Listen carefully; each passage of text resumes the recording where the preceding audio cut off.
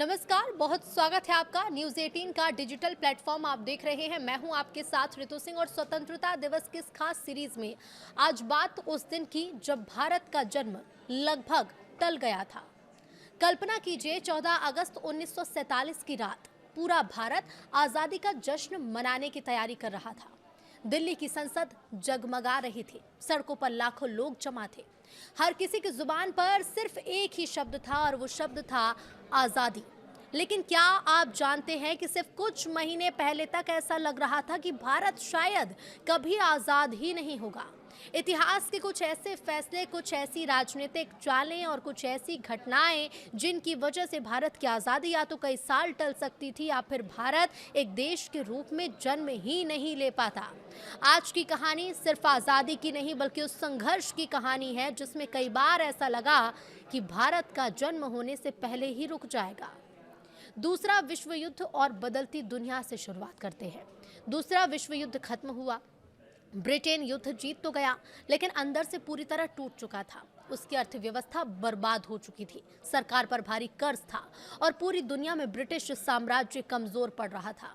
इधर भारत में 1942 का भारत छोड़ो आंदोलन भले दबा दिया गया था, लेकिन लोगों के दिलों में आजादी की आग तेज हो चुकी थी। सुभाष चंद्र बोस की आजाद हिंद फौज ने भी ब्रिटिश हुकूमत की नींद उड़ा दी थी। ब्रिटिश सेना के भारतीय सैनिकों में भी असंतोष बढ़ रहा था। 1946 में नौसेना विद्रोह ने अंग्रेजों को साफ संकेत दे दिया कि अब भारत को ज्यादा समय तक गुलाम रखना आसान नहीं होगा। लेकिन यहीं से शुरू हुई सबसे बड़ी राजनीतिक लड़ाई, जब भारत दो हिस्सों में बंटने लगा। एक तरफ कांग्रेस थी तो दूसरी तरफ मुस्लिम लीग। मोहम्मद अली जिन्ना अलग पाकिस्तान की मांग पर अड़ चुके थे। 1946 में कैबिनेट मिशन योजना आई। इसका मकसद था भारत को एक साथ रखते हुए सत्ता का हस्तांतरण करना। अगर ये योजना सफल हो जाती तो शायद भारत का विभाजन कभी नहीं होता। लेकिन कांग्रेस और मुस्लिम लीग दोनों अलग अलग व्याख्या करने लगे। विश्वास टूटा और फिर आया 16 अगस्त 1946, जिसे इतिहास में डायरेक्ट एक्शन डे कहा जाता है। कोलकाता की सड़कों पर भयानक दंगे शुरू हो गए। कुछ ही दिनों में हजारों लोग मारे गए। इसके बाद नोआखाली, बिहार, पंजाब, पूरे देश में सांप्रदायिक हिंसा फैल गई। भारत सिर्फ आजाद ही नहीं बल्कि गृह युद्ध के किनारे भी पहुंच चुका था। ब्रिटेन ने लेकिन इसी बीच पूरा खेल बदल दिया। 20 फरवरी 1947 का वो दिन, ब्रिटेन के प्रधानमंत्री क्लेमेंट एटली ने घोषणा की कि जून 1948 तक भारत को सत्ता सौंप दी जाएगी। यानी भारत के पास अभी लगभग 1.5 साल था। लेकिन फिर भारत के आखिरी वायसराय बनकर आए लॉर्ड माउंटबेटन। उन्होंने स्थिति देखी और समझ गए कि हालात हर दिन बिगड़ रहे हैं। अगर देर हुई तो पूरा देश गृह युद्ध में डूब सकता है। इसलिए उन्होंने सबसे बड़ा फैसला लिया।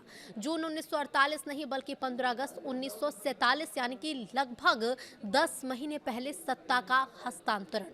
इतिहासकार ये मानते हैं कि इतनी जल्दी लिए गए फैसले ने लाखों लोगों को तैयार होने का समय ही नहीं दिया और यही जल्दबाजी आगे चलकर विभाजन की सबसे बड़ी त्रासदी बन गई। तो क्या आज़ादी सच में रुक सकती थी? अब सबसे बड़ा सवाल कि क्या भारत की आज़ादी टल सकती थी? इतिहासकारों की अगर माने तो उनके मुताबिक हाँ, अगर ब्रिटेन सत्ता हस्तांतरण टाल देता तो आज़ादी भी टल सकती थी। अगर कांग्रेस और मुस्लिम लीग के बीच समझौता हो जाता, अगर कैबिनेट मिशन सफल हो जाता, अगर दंगे नहीं होते तो इतिहास बिल्कुल अलग हो सकता था। कुछ विशेषज्ञ ये भी मानते हैं कि भारत एक संयुक्त संघीय देश बन सकता था। दूसरे ये भी मानते हैं कि गृह युद्ध इतना भयानक हो सकता था कि अंग्रेज कई साल तक शासन जारी रखते और कुछ इतिहासकारों का मानना है कि भारत कई छोटे छोटे देशों में टूट सकता था। यानी आज जिस भारत को हम जानते हैं उसका अस्तित्व खतरे में पड़ सकता था। 14 अगस्त 1947 रात के लगभग 12 बजे दिल्ली की संविधान सभा में जवाहरलाल नेहरू अपना ऐतिहासिक भाषण दे रहे थे, at the stroke of the midnight hour. लेकिन उसी समय पंजाब और बंगाल की सीमाओं पर लाखों लोग अपने घर छोड़ रहे थे। ट्रेनें लाशों से भरकर आ रही थी, परिवार बिछड़ रहे थे और एक तरफ आज़ादी का जश्न था तो दूसरी तरफ विभाजन का दर्द भी। भारत का जन्म खुशियों और आंसुओं दोनों के बीच हुआ है। आज जब हम 15 अगस्त मनाते हैं तो हमें सिर्फ तिरंगा नहीं बल्कि उस कठिन रास्ते को भी याद रखना चाहिए जहां कई बार ऐसा लगा कि भारत शायद जन्म ही नहीं ले पाएगा। लेकिन लाखों स्वतंत्रता सेनानियों के संघर्ष, करोड़ों भारतीयों के बलिदान और इतिहास के कठिन फैसलों ने आखिरकार 15 अगस्त 1947 की आधी रात को एक नए भारत को जन्म दिया। अगर भारत की आज़ादी कुछ और महीने टल जाती तो क्या आज का भारत वैसा ही होता? इस पर आपकी क्या राय है? हमें कमेंट करके ज़रूर बताइए।